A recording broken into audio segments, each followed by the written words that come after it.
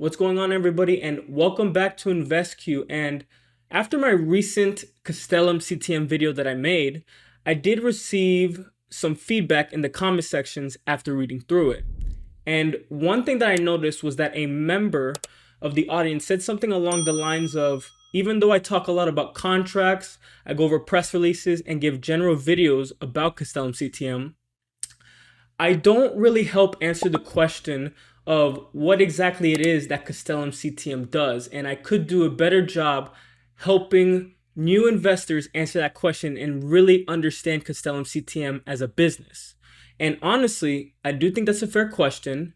And I'll even be honest with you guys, because when I first researched Castellum CTM, roughly around 2 years ago, I did understand that they were in cybersecurity and defense, but from the perspective of what it is they do day to day, I didn't fully understand it at first. So the thing is, the more I did research it, it helped me put the pieces together and really understand exactly the type of business that Castellum CTM conducts on a day-to-day basis. So in this video, I want to break that down and answer that specific question. And if you're already an expert when it comes to government contracting, the video probably is not for you. But if you've ever found yourself wondering exactly what it is Castellum CTM does, hopefully this video helps clear things up. So first things first, Castellum, it isn't a business that builds products and sells them like Apple. They are also not a software company like Microsoft where millions of people buy subscriptions.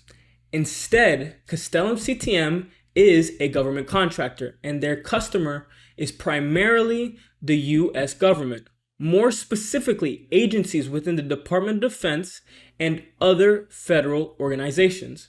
So instead of selling products to consumers, they're providing highly specialized services.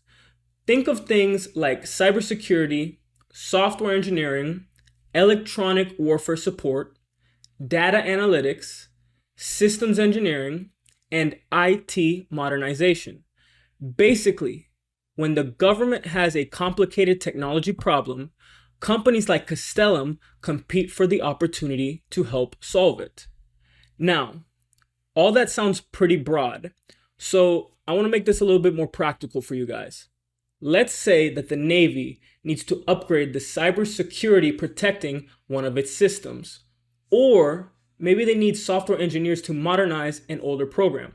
Maybe they need specialists to analyze data or support electronic warfare systems. The government doesn't always have enough internal employees to handle every project, so they hire companies like Castellum CTM. And Castellum then provides engineers, cybersecurity experts, software developers, analysts, and other specialists to perform that work. And one example that I want to bring up is regarding that really did help me understand it is ALRE. And I'll be honest, before I started researching this, I had no idea what ALRE standed for or what it even meant. But what it does stand for is Aircraft Launch and Recovery Equipment. It sounds complicated, but the idea is actually pretty simple. I want you to think about an aircraft carrier. You have fighter jets that weigh tens of thousands of pounds, and they can't just take off like they do at your local airport because the runway is too short. Instead, the Navy uses incredibly advanced launch systems to help get those aircrafts into the air. Then, when the aircraft comes back to land, it doesn't just hit the brakes. It catches a steel cable on the deck that brings it to a stop in an incredibly short distance. Now, imagine everything that has to work perfect. You do have to imagine that everything has to work perfectly for that to happen. The software, the monitoring, the cybersecurity, the communications, the engineering, those are all mission critical systems. And companies like Castellum CTM help support programs like these by providing the technical expertise needed to keep those systems operating reliably and securely. Quick reminder before we continue, if you're enjoying the content and want to connect with the community, check out the first link below for the free InvestQ community.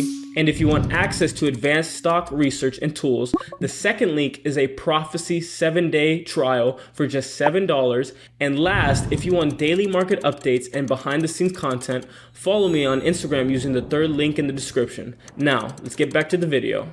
Now, this is the part that finally made everything click for me.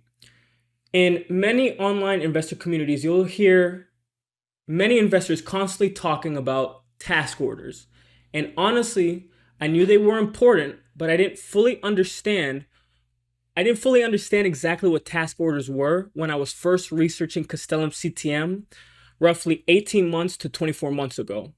And here's the simplest way I can explain it. Imagine the government creates one massive contract. Instead of hiring one company to do everything, they approve several companies that are allowed to compete for work under that contract. Think of it like getting invited into a tournament. You're qualified to play, but you haven't actually won anything yet. Every individual project that comes out under that contract is called a task order. For example, the Navy might say we need cybersecurity support for this specific system. Castellum CTM would then submit a proposal, and other companies would also submit proposals as well. And if Castellum CTM is selected, they win the task order. Now, what they do is they then would assign employees to the project, perform the work, and then get paid. And that's when the revenue starts to come in. So now, you can probably see why investors get excited when they hear Castellum won another task order.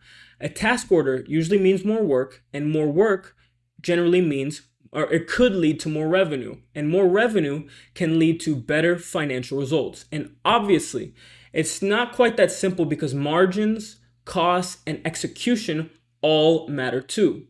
But that's the basic idea. It's not just about winning announcements, and it's about, what it's mainly about is turning those wins into actual revenue over time. That's what I say. That's what I would describe and what I would say it's all about. And that's also helped me better understand backlog, because at first I thought backlog was just every contract announcement added together.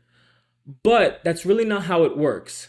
Think of backlog like a list of the work the company has already won but hasn't completed yet.